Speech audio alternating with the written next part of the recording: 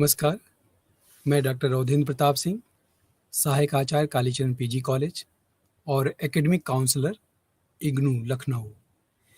प्रिय विद्यार्थियों, जैसा कि पिछले व्याख्यान में हम लोगों ने बात की थी कि किस प्रकार से BHDLA 138 के अंतर्गत आपका जो पाठ्यक्रम है वो विविध विधाएं, हिंदी साहित्य और विविध विधाओं के रूप में जाना जाता है।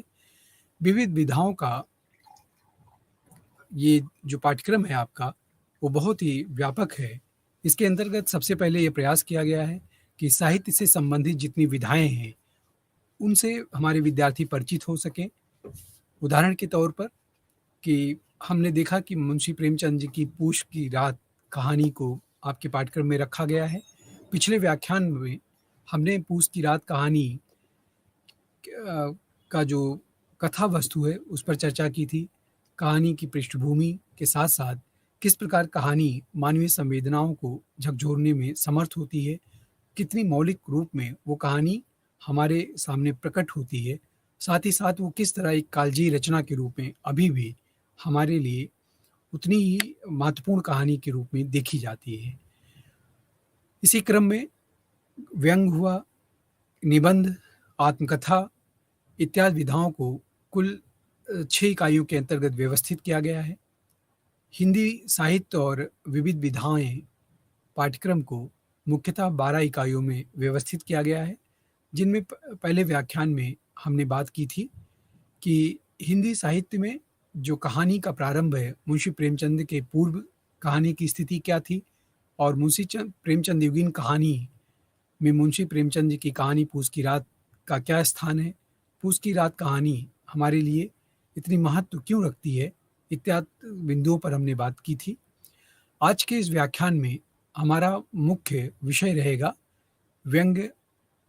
व्यंग्य लेखन के क्षेत्र में हम सभी जाने माने नाम से परिचित हैं हरिशंकर परसाई जी। हरिशंकर परसाई जी की रचनाओं में हम व्यंग्य का एक ऐसा रूप देखते हैं जो इसके पूर्व हमें हिंदी साहित्य में नहीं दृष्टिगत होता है। व्यंग्यकार हरिशंकर परसाई जी, उनका जीवन पर यदि हम दृष्टिपात करें तो शायद उनके व्यंग्य को समझने में हमें आसानी होगी, काफ़ी सहूलियत होगी।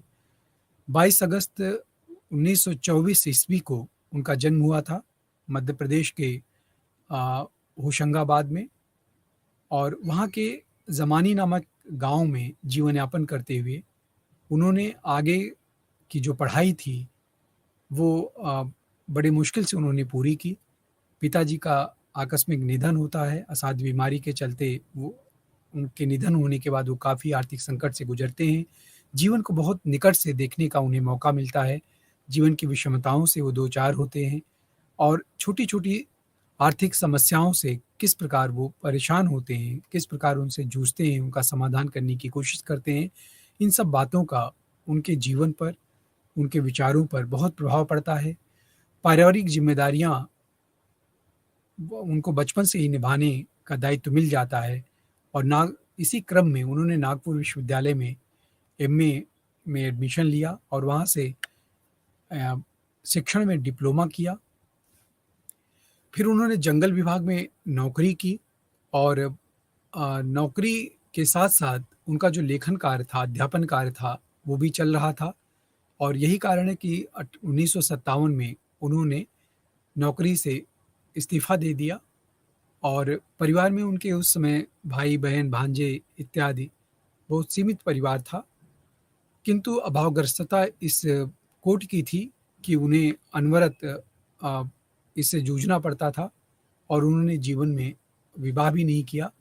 1995 में 71 वर्ष की आयु में हरिशंकर परसाई जी का निधन हो जाता है और इस प्रकार हम देखते हैं कि जो उनका संपूर्ण जीवन था वो बहुत ही संघर्ष भरा था और उनके जीवन पर्यंत उन्होंने स्वतंत्र लेखन किया और उसी स्वतंत्र लेखन के भरोसे आधार पर ही उन्होंने जीवन यापन किया। अपने अभावग्रस्त जीवन के जो कटु यथार्थ है, उनके अनुभवों को उन्होंने अपनी लेखनी का हिस्सा बनाया। वामपंथी रुझान यद्यपि उनका शुरू से ही था, भारतीय सामाजिक विषमता की उनकी समझ अत्यंत गहरी थी, और भारतीय समाज के उज्जवल भविष्य की कामना वो सदैव करते थे। और यही कारण है कि जब हम उनके निबंधों को पढ़ते हैं, उनके उनमें निहित व्यंग को देखते हैं, तो इतना सटीक और सार्थक व्यंग परसाई जी कर जाते हैं कि पाठक पढ़ करके उससे बिना प्रभावित हुए नहीं रह पाता है। समूची भ्रष्ट भारतीय व्यवस्था पर तीखा प्रहार करता है उनका लेखन। अपने जीवन आदर्शों के मूल्य पर उन्होंने किसी भी तरह के का कोई समझौता जीवन भर नहीं किया। यह सब कुछ उनके निबंधों में हम गहराई से महसूस कर सकते हैं।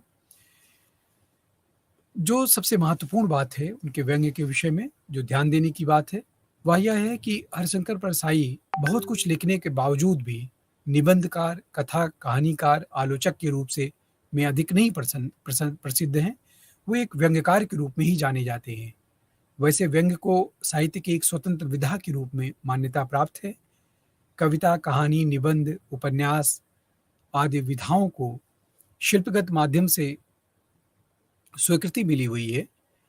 वहीं पर हम देखते हैं कि भारतेंदु, कबीरदास, निराला, नागार्जुन की जो व्यंग्य परंपरा है, उसी परंपरा को कहीं न कहीं हरिशंकर परसाई जी आगे बढ़ाते हैं, संपूर्ण विस्तार के साथ नई ऊंचाई प्रदान करते हैं।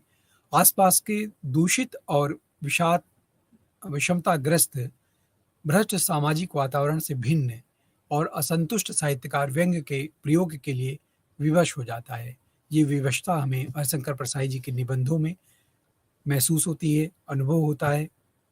और इन सभी व्यंग्यकारों का जो मुख्य उद्देश्य है, वो समाज के विभिन्न क्षेत्रों की विकृतियों का पर्दाफाश करना और साथ ही साथ पाठक की परिवर्तनकामी जो चेतना है, उसे जागृत करना, उसे सामाजिक परिवर्तन के लिए कटिबद्ध करना, तैयार करना भी अ, उसमें निहित होता है। हर व्यंग्यकार केवल व्यंग्य करके और समाज की विरूपताओं को पाठकों के सामने लाना उसका लक्ष्य नहीं होता है। उसका जो मूल्य लक्ष्य होता है, वो है कि कहीं न कहीं पाठक इसे पढ़ करके इससे कोई न कोई शिक्षा ले, इससे प्रेरित हो और समाज में जो उस रूप में विद्यमान विरूपताएँ हैं, जो अव्यवस्थाएँ या विषमताएँ हैं, उनका समाधान करे, उनके समाधान के लिए प्रयास करे। तो हर सृजनात्मकता का मुख्य जो उद्देश्य होता है, वो यही है कि उसे पढ़ कर के पाठक को, समाज को और उस उस उसे पढ़ कर के हर उस व्यक्ति को प्रेरणा मिल सके, जिससे समाज को एक नई दिशा और दिशा मिल सके। प्रिय विद्यार्थियों, हरिशंकर परसाई के व्यंग्य का क्षेत्र निश्चित रूप से बहुत व्यापक है।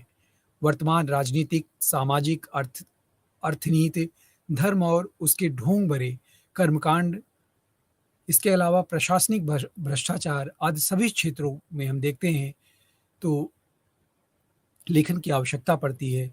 और निश्चित रूप से हरिशंकर परसाई जी ने समाज के उन विभिन्न क्षेत्रों में निहित भ्रष्टाचार या विरूपताओं को अपने व्यंग्य का विषय बनाया है।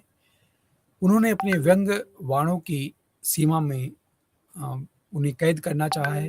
हंसते हैं, रोते हैं, तब की बात और थी, शिकायत मुझे भी है, सदाचार का ताबीज, अपनी अपनी बीमारी, पगडंडियों का जमाना, ठिठुरता हुआ गणतंत्र, निठल्ले की डायरी, तिरछी रेखाएं, पाखंड का अध्यात्म, सुनो भाई साधो आदि हरिशंकर परसाई जी की उत्कृष्ट व्यंग्य रचनाएं हैं, जिनको पढ़ने के बाद हम समाज में व्याप्त विभिन्न प्रकार की विषमताओं को गहराई से अनुभव कर सकते हैं। उनकी समस्त रचनाओं को वर्तमान में परसाई रचनावली के 6 खंडों के रूप में प्रकाशित किया गया है। ये सभी व्यंग्य बहुत ही चर्चित हैं और पठनीय हैं। तो प्रिय विद्यार्थियों, हिंदी ही नहीं अपितु हम देखें कि भारत की बहुत सारी भाषाओं में व्यंग्यकार हुए हैं, बहुत सारी भाषाओं में व्यंग्य लिखे गए हैं। लेकिन व्यंग्य को जिस गहराई से, जिस मानवीय संवेदना और सामाजिक प्रतिबद्धता के साथ मनुष्य और समाज के हित में परसाई जी ने उसे प्रयुक्त किया है, वो उसका वो रूप विश्व के अन्यान्य साहित्यों में दुर्लभ रूप में ही प्राप्त होता है। वह विरल ही है। परसाई में व्यंग्य के सभी तेवर दिखाई देते हैं। व्यंग्य का वह सारा रूप उनके व्यंग्य में निहित है। अपने व्यंग्य बाणों से कभी वह प्रतिपक्षी की धज्जियां उड़ाते हैं, तो कभी चिकोटी काट कर रह जाते हैं, कभी रस लेते हैं, और उसके झूठे और ढोंग को उजागर करते हैं। तो कभी उनका मखौल उड़ाते हैं, उन पर हँसी करते हैं, कभी चुटकी लेते हैं, कभी मीठी मीठी छुरी से रेतते हैं, तो कभी उसे सरेआम नंगा कर देते हैं। ये तमाम रूप उनके व्यंग में हमें दिखाई देता है। यानी कि किसी एक धारा में एक रूपता के साथ वो व्यंग्य लेखन नहीं करते हैं, और यही किसी रचनाकार को एक बड़ा रचनाकार बनाता है कि वो अपनी रचनाओं के माध्यम से उनको एक नया रूप देता है।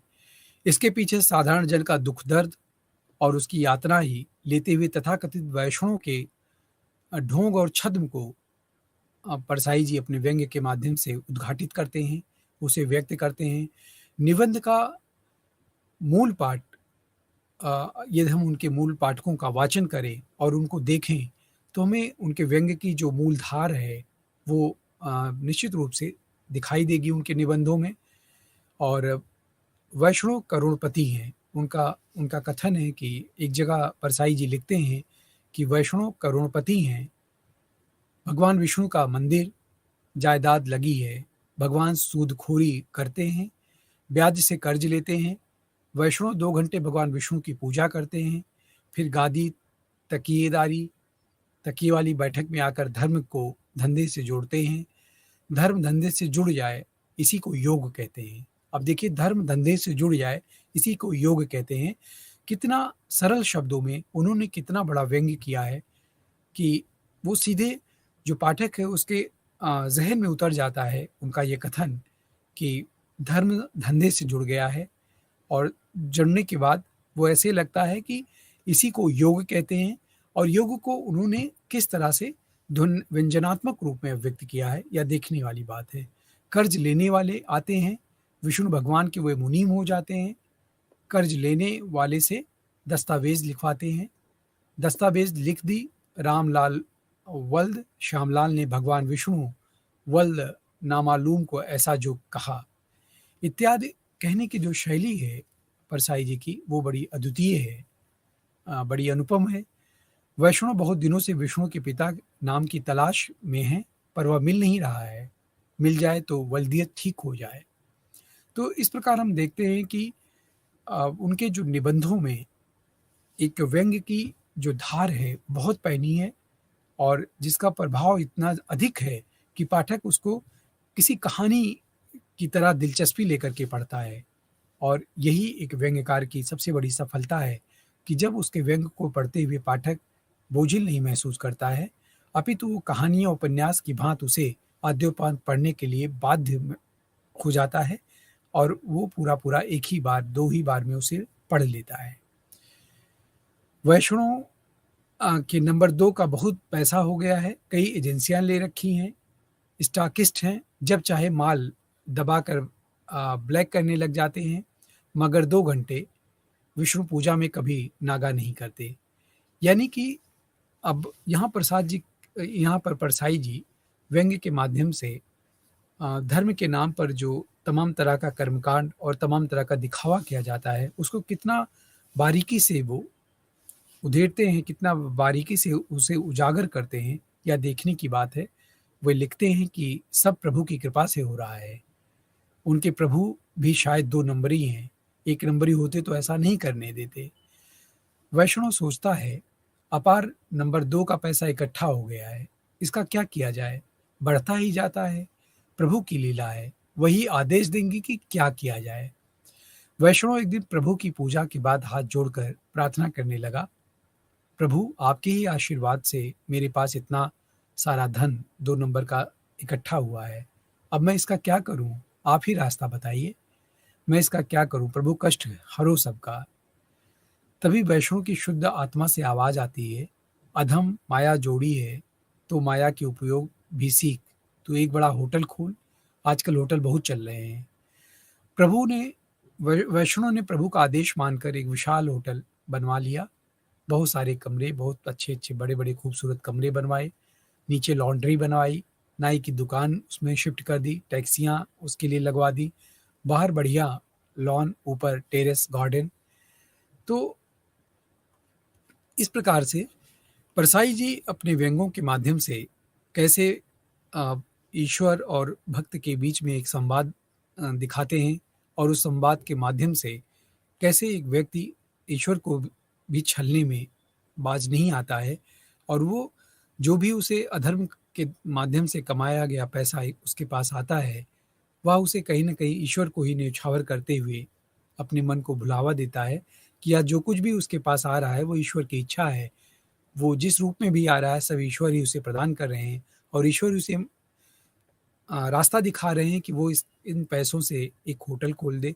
इन पैसों से वो होटल खोलकर लोगों को दान पुण्य के दिखावे के रूप में वो भोजन कराए। तो इस तरह से मनुष्य ईश्वर को भी बेवकूफ़ बनाने से नहीं चूकता है और परसाई जी बड़ी ही चतुरता और व्यंग्य से अपनी लेखनी में अपनी बात को व्यक्त करते हैं और वो दिखाते हैं कि कैसे एक भक्त अ, ईश्वर को भी छलने से बाज नहीं आता है और वो लगातार अ, प्रतिदिन वो अपने भगवान को, अपने ईश्वर को छलता है। और आगे इसी निबंध में परसाई जी कहते हैं, ग्राहक ने कहा, कैबरे तो दूर का होता, पास का चाहिए, गर्म माल कमरे में। वैष्णव फिर धर्म संकट में पड़ गया। दूसरे दिन वैष्णव फिर प्रभु की सेवा में गया, प्रार्थना किया, कृपा निधान, ग्राहक लोग नारी मांगते हैं, पाप की खान।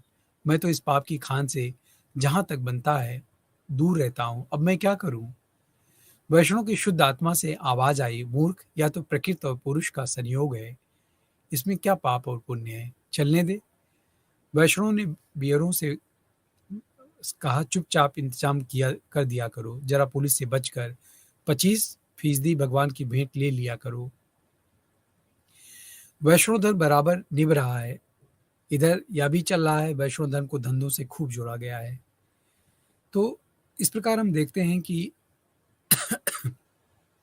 परसाई जी किस प्रकार को धर्म को बढ़ाने में, धर्म का दुरुपयोग करने में कैसे वो उसे उद्घाटित करते हैं।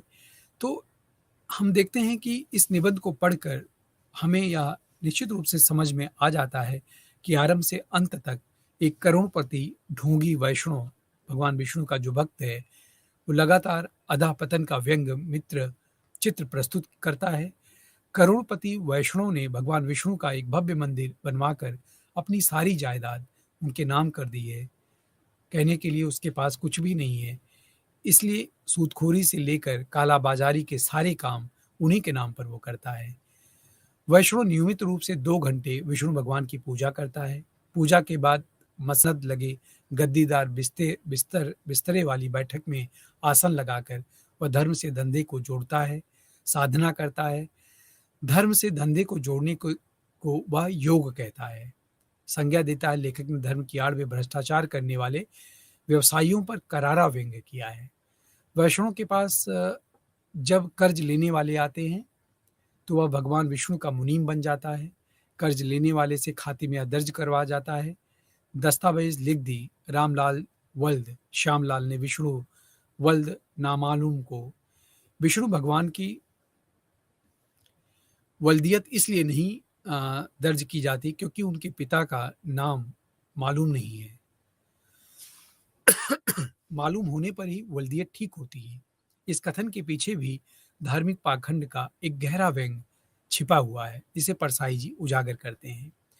अपनी काली करतूत के कारण जो वैष्णव है उसके पास पैसा अत्यधिक इकट्ठा हो जाता है। इन पैसों से वह कई एजेंसियां लेकर बहुत बड़ा अड़ाती यानी कि स्टॉकिस्ट बन जाता है। माल दबाकर मनमानी चोरबाजारी को वह प्रभु की कृपा मानता है। यानी कि जितने भी अन्याय के माध्यम से उसके पास धन आता है उन सब के लिए वह उसका सारा श्रेय वो अपने ईश्वर को दे करके और उससे स्वयं मुक्त हो जाता है, पाप के उस भार से अपने को अलग कर लेता है। इस टिप्पणी करते हुए लेखक इसके माध्यम से कहीं ना कहीं प्रभु भी 2 नंबरी बन गए हैं। बताते हैं नंबर 2 के पैसे को नंबर 1 का बनाने के लिए वैष्णव प्रभु से प्रार्थना करता है, अब मैं इसका क्या करूं प्रभु, आप ही कोई रास्ता निकालो। प्रभु कष्ट हरो सबका।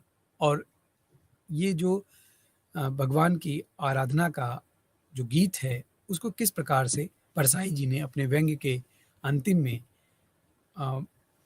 उस ढोंगी भक्त या वैष्णव के माध्यम से व्यक्त करते हैं, प्रभु कष्ट हरो सबका, यानी कि सर्वार्थ कल्याण की कामना करने की चतुराई करते हुए किस प्रकार वह केवल अपना हित और स्वार्थ सिद्ध करता है।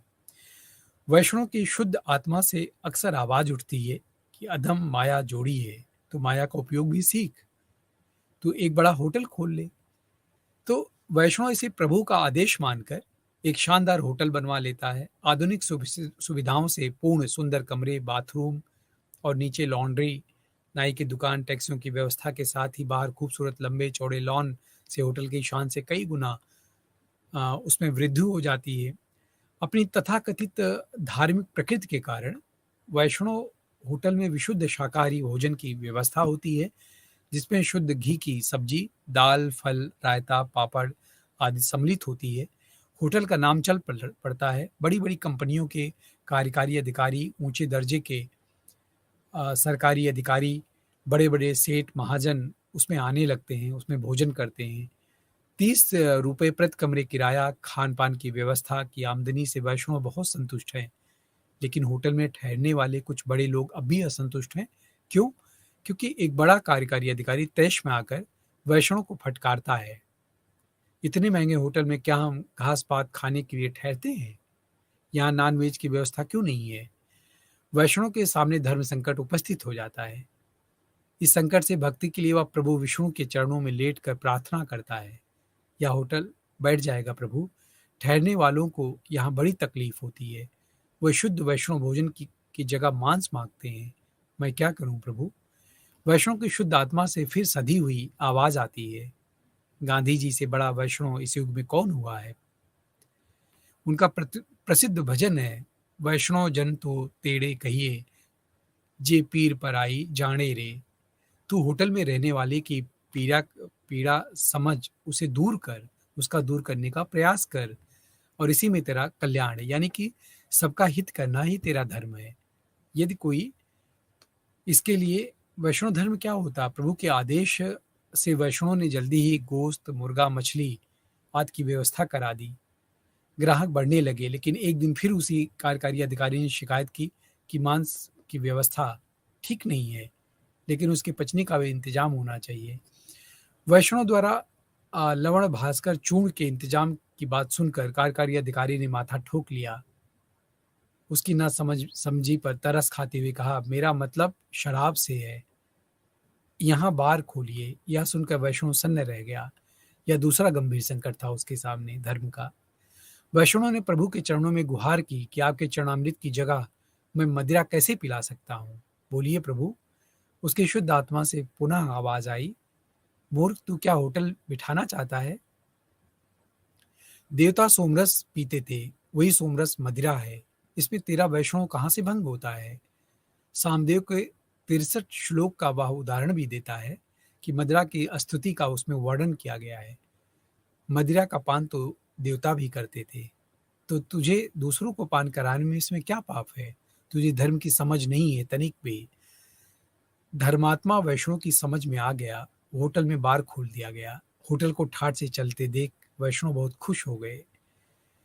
होटल व्यवस्था केवल बार तक ही सीमित नहीं रहती है। फिर मरे हुए गोश्त की जगह जिंदा गोश्त, कैबरे की बात उठी, उसमें औरतों का नग्न नृत्य, यानी कि पाप के जितने भी रूप हो सकते हैं सब उस होटल में, वो भी धर्म के नाम पर भगवान की भेंट की रूप में हमें दिखाई देने लगता है।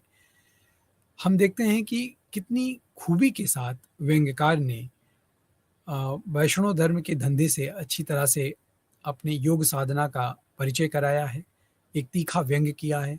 किस प्रकार अंत तक व्यवसायी वर्ग के प्रतिनिधि के रूप में वैष्णव धर्म के धार्मिक ढोंग और प्रपंच का रस लेते हुए उसका भंडाफोड़ किया है।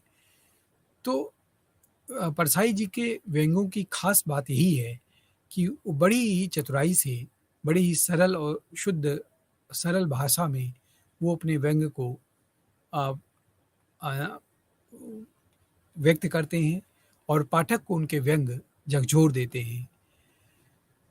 हमें उन व्यंग्य में देखने को मिलता है कि परसाई जी का जो व्यंग्य की प्रयोग की दशा है, दोनों का संकेत कितना सार्थक है। राजनीतिक जोड़ तोड़ हो या साहित्यिक जोड़ तोड़, प्रशासनिक भ्रष्टाचार हो, चाहे व्यावसायिक औद्योगिक लूट हो, सर्वत्र उनके व्यंग का एक कारगर हथियार के रूप में हमारे सामने आता है उनका व्यंग। इसीलिए साहित्य के क्षेत्र में वह हास्य की विधा की बनी हुई विधा को मूलधारा से जोड़ देते हैं। कबीर, भारतेंदु निराला, नागार्जुन से लेकर परसाई तक की एक व्यंग की स्वस्थ परंपरा उसे हास्य से उठाकर मुख्य प्रमुख साहित्यिक विचारधारा के रूप में हमारे सामने लाते हैं। वैष्णव की फिसलन संग्रह की जो अंतिम पंक्तियों में कबीर का गौरवगान करते हुए परसाई जी ने लिखा है कि कबीर जिसने अपनी जमीन तोड़ी, भाषा तोड़ा, नई ताकतवर भाषा गढ़ी, सड़ी गली मान्यता को आग लगाई, जाति और धर्म के भेद को जिन्होंने लात मारी, सारे पाखंड का जिन्होंने पर्दाफाश किया, जो पलीता लेकर कुसंस्कारों को जलाने के लिए घुमा करता था, वह योद्धा कवि था कबीर।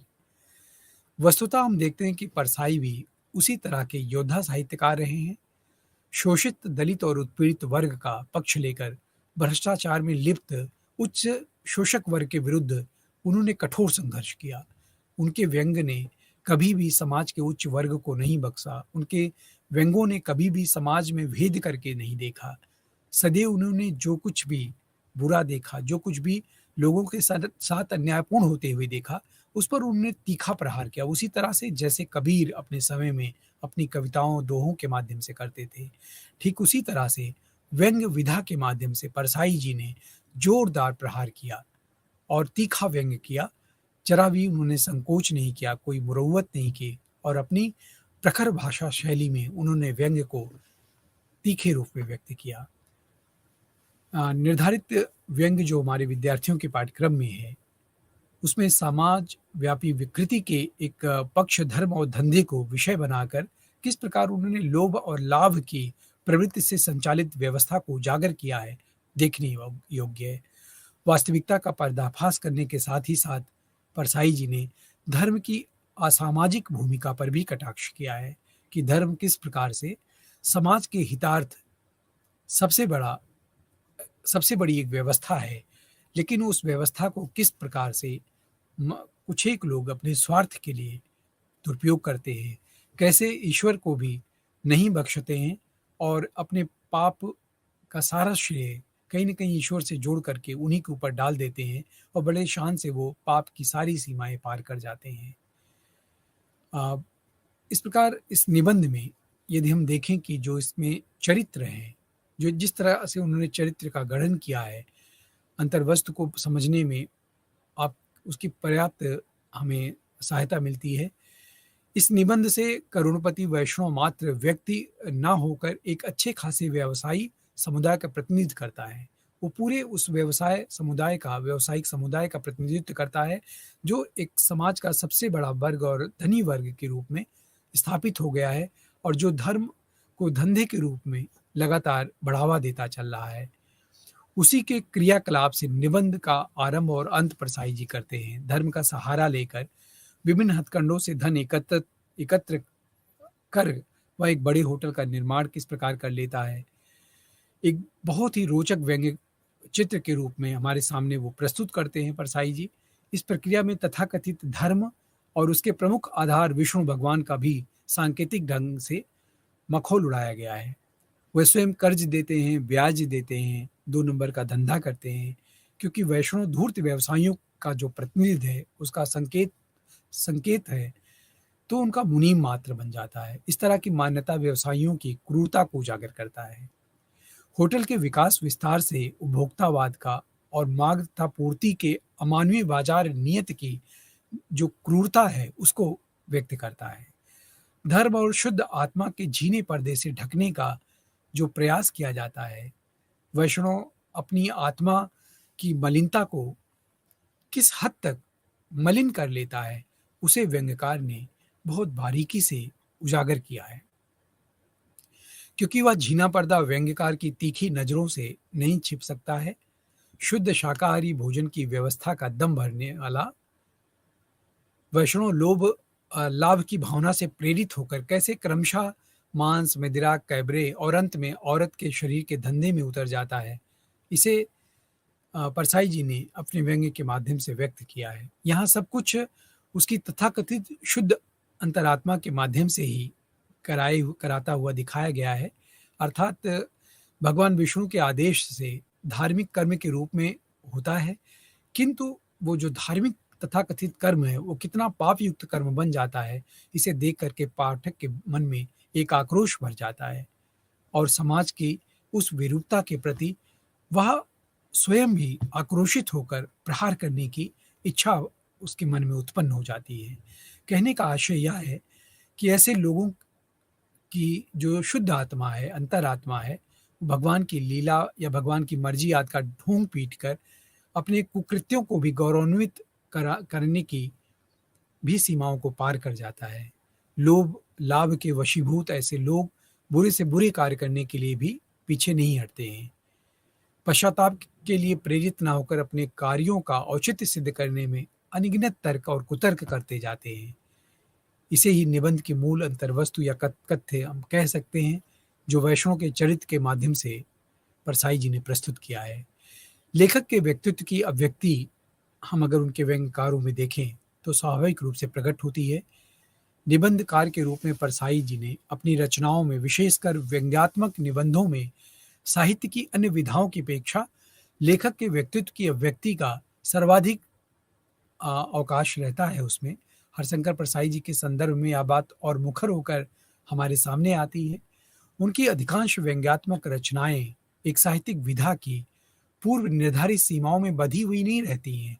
वो उन सीमाओं का अनवरत अतिक्रमण करती हैं, जिन सीमाओं में रह करके लेखक कहीं न कहीं अपनी बात को उस गंभीरता और प्रखरता के साथ नहीं व्यक्त कर पाता है, जिस रूप में उसे करना चाहिए होता है।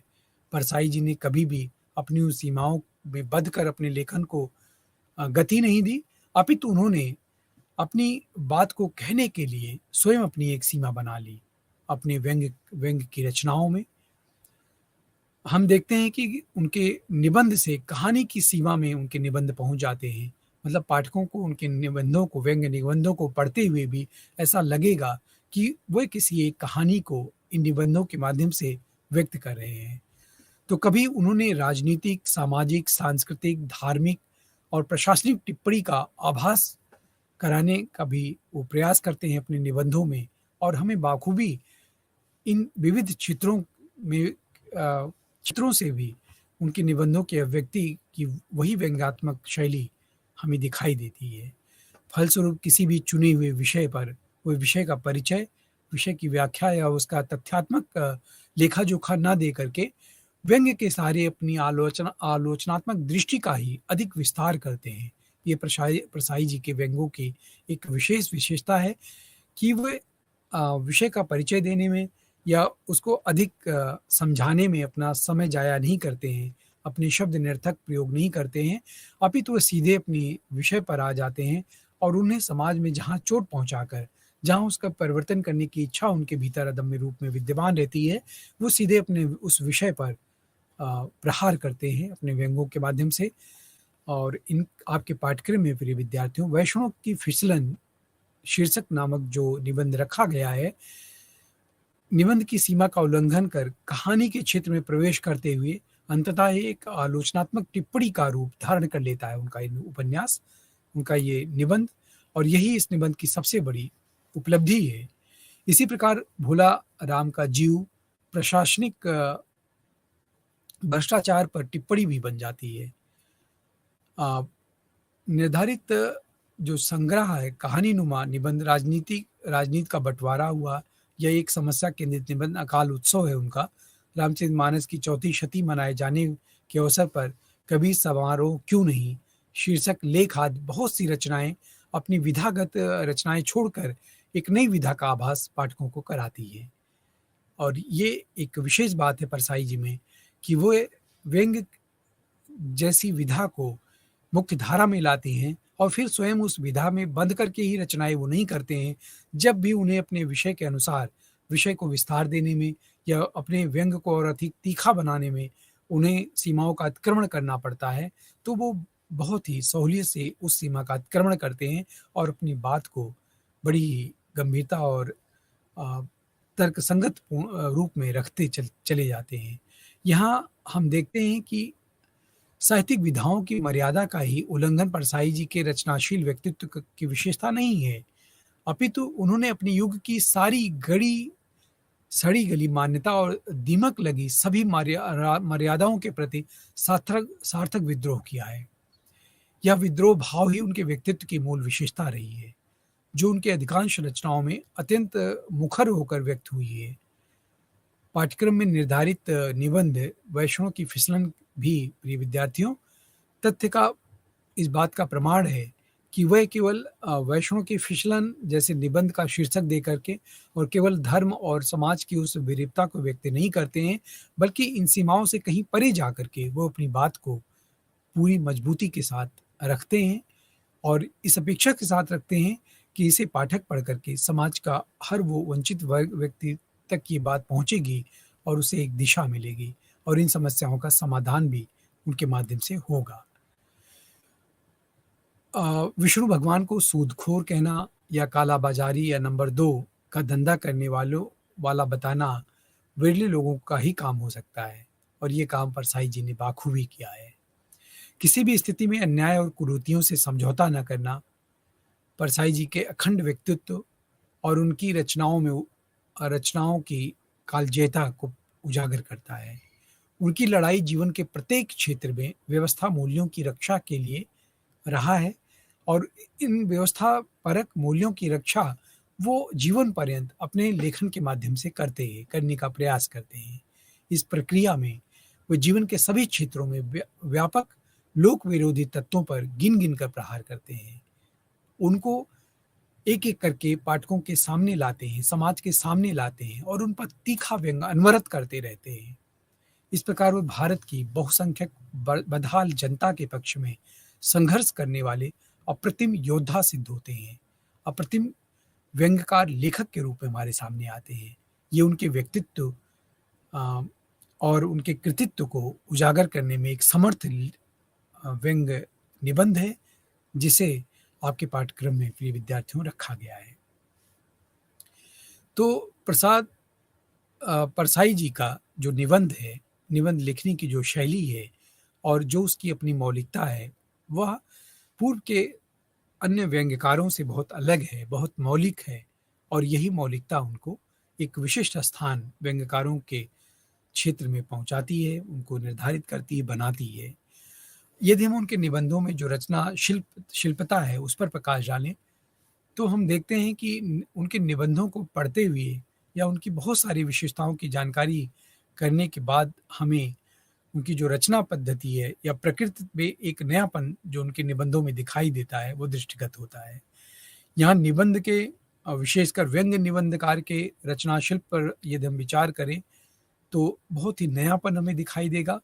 नएपन की ओर उनके निबंध हमें संकेत देते हुए दिखाई देते हैं। निबंध के शाब्दिक अर्थ का संबंध है, वह एक बंधी हुई अत्यंत सुगठित रचना का संकेतक है। निह विशेष यानी बधा हुआ, बधी हुई एक व्यवस्था अर्थात विशेष रूप से बधी हुई सुगठित रचना को हम निबंध कहते हैं। लेकिन निबंध रचना की जो निर्धारित सीमा है, उसका त्याग करके परसाई जी इसे कहानी के क्षेत्र में प्रवेश करा ले जाते हैं और ये एक व्यंग्यकार के रूप में उनकी बहुत बड़ी उपलब्धि होती है। वैष्णव की फिसलन में चरित्र विधान और संवाद योजना के कारण कहानी का गुण इस निबंध में स्वाभाविक रूप से आ गया है।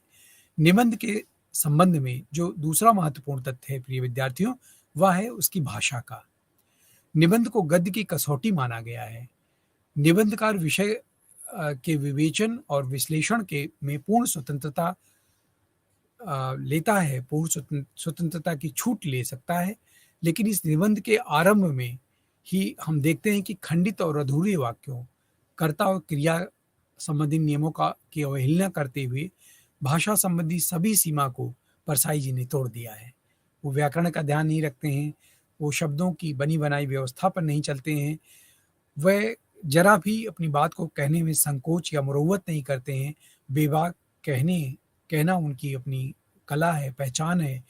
तो वो उनके जो व्यंग्य हैं वो अपने इन गुणों के नाते उन्हें एक विशिष्ट व्यंग्यकार के रूप में हमारे सामने प्रस्तुत करते हैं। हम देखते हैं कि निबंध के शाब्दिक अर्थ या उसका शिल्पगत भाषागत मान्यताओं की सीमा को लांघते हुए परसाई जी हमेशा अपने निबंधों में हमें खड़े दिखाई देते हैं। इस दृष्टि से उनमें आचार्य रामचंद्र शुक्ल जैसे महान विषयनिष्ठ निबंधकार का गुण दिखाई देता है। साथ ही साथ आचार्य हजारी प्रसाद द्विवेदी जैसे महान व्यक्तिनिष्ठ और ललित निबंधकार से पर्याप्त भिन्नता उनमें मिलती दिखाई देती है। भिन्नता के बावजूद भी हिंदी के जातीय गद्य या खड़ी बोली की संपूर्ण क्षमता, ऊर्जा और जुझारूपन या प्रसंगानुकूल शब्दों का खुला चयन करने की जो कला है, वो परसाई जी के निबंधों में हमें दिखाई देती है। इसे हम भाषा शैली की अलग-अलग विशेषताओं के विशेषण, विवेचन या विश्लेषण के रूप में आसानी से समझ सकते हैं। हम अगर उनकी शैली की बात करें परसाई जी की, तो शैली पर विचार करने के लिए हमें सबसे पहले उनमें जो भाव प्रधानता है, विचार प्रधानता या व्यक्तिनिष्ठ और विषयनिष्ठ जैसी निबंध की कोटियाँ हैं, उन्हें हमें छोड़ना पड़ता है, जिसे परसाई जी ने बाखूबी अपने निबंधों में छोड़ा है। इसके साथ ही निबंध के लिए प्रचलित जो भावात्मक या वर्णनात्मक या विवेचनात्मक शैली है, जैसे शैलीगत सीमाओं के बंधनों से भी मुक्ति प्राप्त करने की जो चेष्टा होती है, वो हमें उनके निबंधों में दिखाई देती है। परसाई के निबंधों को अगर किसी शैली के अंतर्गत समाविष्ट करने का हम प्रयास करते हैं, तो उसे व्यंग्यात्मक शैली माना जा सकता है और वर्णन, विवरण, भावावेश, व्याख्या तीनों से वह अपने को बचाते हैं। कभी भी वह अत्यधिक भावावेश में नहीं आते हैं, अधिक व्याख्या करने की प्रतिबद्ध नहीं दिखते हैं या वर्णन या विवरण के झंझट में नहीं पड़ते हैं, बल्कि वह इन सबसे ऊपर उठ करके वह अपनी बात को कहते हैं। उदाहरण के लिए निबंध की आरंभिक पंक्तियां अगर हम देखें वैष्णव की फिसलन निबंध की, तो वैष्णव करोड़पति हैं। वो लिखते हैं कि वैष्णव करोड़पति हैं और भगवान विष्णु का मंदिर है, जायदाद लगी है, भगवान सूदखोरी करते हैं, ब्याज से कर्ज लेते हैं। टूटे-फूटे अधूरे वाक्यों के माध्यम से कहीं कर्ता गायब है, तो कहीं क्रिया गायब है, तो कहीं कर्म गायब है। आगे इसी इकाई के रूप में जब हम उनका एक और निबंध देखते हैं, जीने की कला पर विचार डालते हैं, जिसमें महादेवी वर्मा जी ने अधूरापन नहीं मिलेगा, लेकिन परसाई जी की शैली का अधूरापन ही उनकी व्यंग्यात्मक शैली की प्रमुख शक्ति बन जाती है। एक तरफ हम जीने की कला निबंध में महादेवी वर्मा जी के निबंध को बहुत ही सटीक, व्यवस्थित और व्याकरणनिष्ठ पाते हैं, लेकिन वहीं पर हम जब परसाई जी के निबंधों को देखते हैं, तो टूटी-फूटी शैली में क्रिया और विशेषण का ध्यान न देते हुए अपने अटपटे शब्दों में छोटे-छोटे वाक्यों के माध्यम से कितना प्रखर और प्रबल वो प्रहार व्यंग्य के रूप में करते हैं, जो उन्हें एक विशिष्ट व्यंग्यकार के रूप में हमारे सामने उपस्थित करता है। परसाई जी की जो व्यंग्यात्मक शैली है प्रिय विद्यार्थियों, वो उनकी निजी विशेषता है और इसके पूर्व के किसी भी व्यंग्यकार में आप वो शैली नहीं देखेंगे और यही मौलिकता उन्हें विशिष्टता प्रदान करती है। जो कबीर से कहीं न कहीं अधिक मिलती-जुलती लगेगी, वह कबीर की भांति अपने व्यंग्य वाक्यों का प्रयोग विनोद के लिए नहीं करते हैं, वरन शत्रु को तिलमिला देने के लिए करते हैं। ये भी एक खास बात है उनके निबंधों की। शत्रु भाव से किए जाने वाले व्यंग्यों में वह प्रायः निर्ममता का परिचय देते हैं, लेकिन ऐसी सधी हुई शैली के लिए व्यंग्य का पात्र तिलमिलाकर भी चू या हाय न कह सके, इसका भी वो ध्यान रखते हैं। परसाई जी के निबंधों का गहन अध्ययन करने के लिए जब हम देखते हैं, तो उनके निबंधों में सारा आक्रोश तथाकथित विष्णु भक्त व्यवसायियों पर ही है। लेकिन यहाँ आक्रोश विष्णु को आधार बनाने के कारण परोक्ष हो गया है, वह प्रत्यक्ष नहीं दिखाई देता है। लेकिन परसाई जी ने शत्रु भाव से व्यंग्य प्रहार के साथ ही मित्र भाव से भी व्यंग्य किया है। साधारण शोषित पीड़ित जनता भी अपनी रूढ़िवादिता, अंधविश्वास और अज्ञानता के कारण उनके व्यंग्य का लक्ष्य बन जाती है और समाज की यही अज्ञानता, अंधविश्वास या कहिए रूढ़िवादिता उन्हें तीखे व्यंग्य के लिए मजबूर भी करती है। लेकिन ऐसे प्रसंगों से वे पूरी सहानुभूति के साथ मित्र भाव से व्यंग्य करते हैं। इस प्रकार परसाई की जो व्यंग्य शैली है, वो अन्यान्य विशेषताओं में से एक विशेषता ये भी है कि उनके प्रयोग में शत्रु और मित्र के बीच फ़र्क को हमेशा ध्यान में रखा गया है। इस शैली के प्रयोग से उनके व्यंग्यों की जो स उद्देश्यपूर्णता है, तीखी और सार्थकता बन गई है। इस संग्रह के अपने कबीर समारोह क्यों नहीं शीर्षक निबंध में भी हम देखते हैं कि उन्होंने किस प्रकार से दलितों को भी अपनी अधोगति का कारण बताते हुए लिखा है कि मैंने रामकथा और रामलीला में स्वयं शूद्रों को अपने पीड़ा के प्रसंग पर हरे नमा करके गदगद होते हुए देखा है। जिम्मेदारी हमारी है। हमने शूद्रों को दबाया है, उसे शिक्षा और संस्कृति से वंचित करके आज भी उसे मध्य युग की हालत में रखा है। क्यों?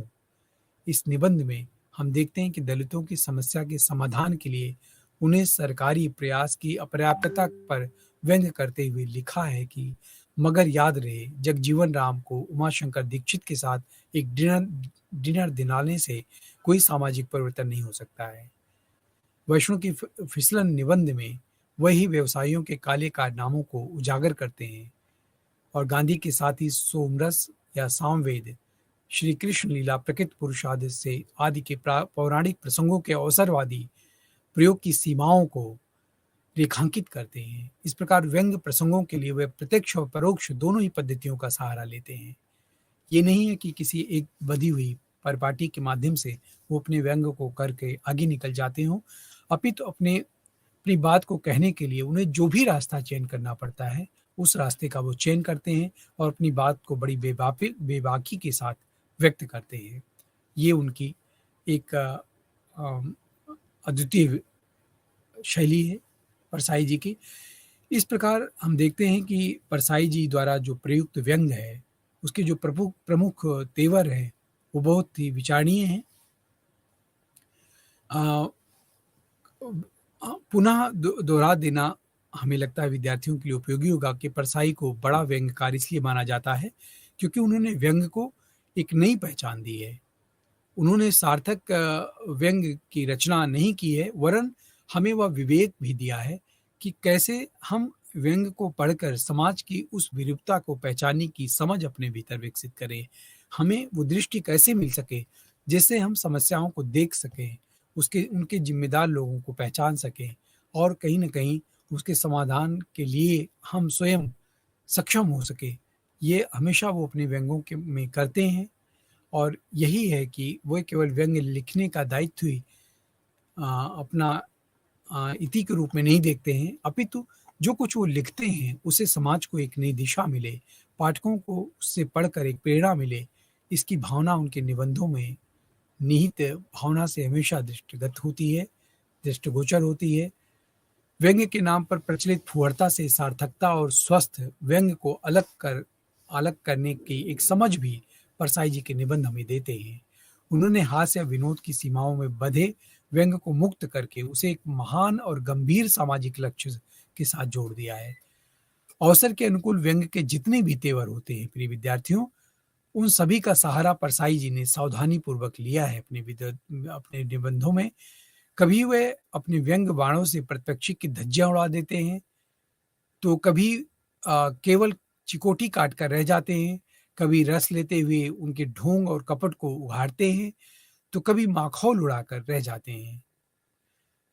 इस प्रक्रिया में वह कहीं भी उद्दंडता या अभद्रता का परिचय नहीं देते हैं, अपितु सामाजिक परिवर्तन के महान उद्देश्य से प्रेरित होने के कारण उन्होंने व्यंग्य की अंतर्वस्तु के साथ ही उसके शिल्प को भी अधिक समृद्ध करने का प्रयास किया है। वह एक बड़े व्यंग्यकार के रूप में हमारे सामने आते हैं। परसाई जी के जो व्यंग्य हैं, उनकी जो मौलिकता है और बात कहने की जो शैली है और जो कभी भी नियमों की परवाह न करते हुए अपनी बात को बेबाकी के साथ रखने की जो इच्छा है, अदम्य भावना है रचनाकार की, वो परसाई जी को एक विशिष्ट रचनाकार के रूप में हमारे सामने स्थापित करती है। यदि हम उनके भाषा पर विचार करें, उनके निबंधों में निहित भाषा पर, तो हम देखते हैं कि रचना शिल्पता पर विचार करते हुए आरंभ में ही निबंध की जो परंपरागत भाषा है, परसाई की भाषा के अंतर की ओर हमारा ध्यान आकृष्ट करता है। परसाई जी भाषा की किसी सीमा में नहीं बंधते हैं। वस्तुतः विचार और चिंतन के व्यक्ति के दबाव के कारण वह गद्य भाषा का उद्भव और विकास हुआ और साहित्यिक विधा के रूप में सबसे पहले हमारे सामने निबंध ही अस्तित्व में आता है। निबंधों के माध्यम से वे अपनी विचारधारा और अपने चिंतन को कुशलतापूर्वक व्यक्त करते हैं। अतः गद्य की विधा के रूप में जब हम बात करते हैं निबंधों की, तो हम पाते हैं कि किस प्रकार से गद्य और निबंध का गहरा संबंध आरंभ से ही हमें दिखाई देता है। निबंध के लिए व्याकरण सम्मत भाषा का होना आवश्यक है। साथ ही साथ सुव्यवस्थित गद्य की आवश्यकता पहले से ही हमें महसूस होती है। इसलिए आचार्य रामचंद्र शुक्ल ने निबंध को गद्य की कसौटी कहा है। लेकिन परसाई जी ने निबंध की भाषा की दृष्टि से भी अपनी अलग पहचान बनाई है। वह इस बात से इनकार करते हैं कि भाषा पर बहुत अधिक ध्यान देने से या व्याकरणिक विसंगतियों को दूर करने के चिंतन से हमारे जो व्यंग की धार है वो प्रभावित होती है। हमें उसमें बंद करके व्यंग नहीं करना है, अपितु हमें अपनी बात को कहने के लिए हमें एक भाषा चाहिए और उस भाषा में हमसे जिस रूप में भी हमारा व्यंग व्यक्त हो सके वो करने का प्रयास करना चाहिए। उनके व्यंग्यकार व्यक्तित्व का जो अक्खड़पन है उनकी भाषा में भी हमें दृष्टिगत होती है। इसके साथ ही भाषा की लक्षणा और व्यंजना शक्तियों की परख भी उन्हें बहुत बारीकी से थी। भाषा के तत्सम तद्भव और देशज स्वरूप के चक्कर में वे कभी नहीं उलझते हुए दिखाई देते हैं। व्याकरण सम्मत परिनिष्ठित भाषा का आग्रह भी उनकी रचनाओं में बिल्कुल नहीं मिलता है। ये नहीं है कि वह जो लिखेंगे वो संस्कृत निष्ठ होगा या भाषा निष्ठ होगा या बहुत व्यवस्थित और सटीक होगा, इसकी परवाह परसाई जी नहीं करते हैं। और ये परवाह ना करना ही कहीं न कहीं जो एक गति होनी चाहिए उनकी भाषा में, उनके लिखने में, वो सब कुछ उनके निबंधों में आसानी से आ जाता है। इसके साथ ही भाषा की लक्षणा व्यंजना शक्तियों की परख भी उन्हें भाषा की पारखी सिद्धि करती है। व्याकरण सम्मत पर निश्चित भाषा का आग्रह भी उनकी रचनाओं में हमें बिल्कुल नहीं मिलता है। बोलचाल के व्याकरणिक रूप में ही उन्होंने अपना आदर्श रूप बनाया है और हिंदी के तत्सम तद्भव शब्दों के साथ ही उन्होंने उर्दू अंग्रेजी के शब्दों का भी प्रसंग और अवसर के अनुकूल अद्भुत प्रयोग किया है। जो प्रस्तुत निबंध है आपका प्रिय विद्यार्थियों, अगर हम इस विषय में देखें तो विषय के दबाव के कारण वह सूदखोरी, कर्ज, वल्दियत, मुनीम जैसे उर्दू शब्दों के साथ black, bathroom, laundering, lawn, terrace, garden, मुनीम जैसे उर्दू शब्दों के साथ एग्जीक्यूटिव अफसर, नॉनवेज और स्टॉकिस्ट, बार, कैमरे, बेरा आदि अंग्रेजी शब्दों का प्रयोग करते हैं। साथ ही साथ वैष्णव, आशीर्वाद, धर्म संकट, शाकाहार, धर्मात्मा, नतमस्तक, साष्टांग, शुद्ध आत्मा, सोमरस, कृष्णावतार, चीर हरण आदि संस्कृतनिष्ठ शब्दों का खुलकर वह प्रयोग करते हैं। तो ऐसे शब्दों के प्रयोग से निबंधकार की जो व्यापक दृष्टिकोण है उससे हम परिचित होते हैं। लेकिन इस निबंध की भाषा की जो वास्तविक क्षमता है वह नेतार्थों, विपरीत लक्षण, सांकेतिकता आदि द्वारा प्रकट हुई है। इन्हीं के माध्यम से व्यंग्यकार ने अपने लक्ष्य को कुशलतापूर्वक ध्वनित कराया है। इसे विभिन्न उदाहरणों के माध्यम से हम आसानी से समझ सकते हैं। एक उदाहरण देखते हैं परसाई जी के निबंधों का ही, जिसमें वे इस बात को व्यक्त करते हैं कि कैसे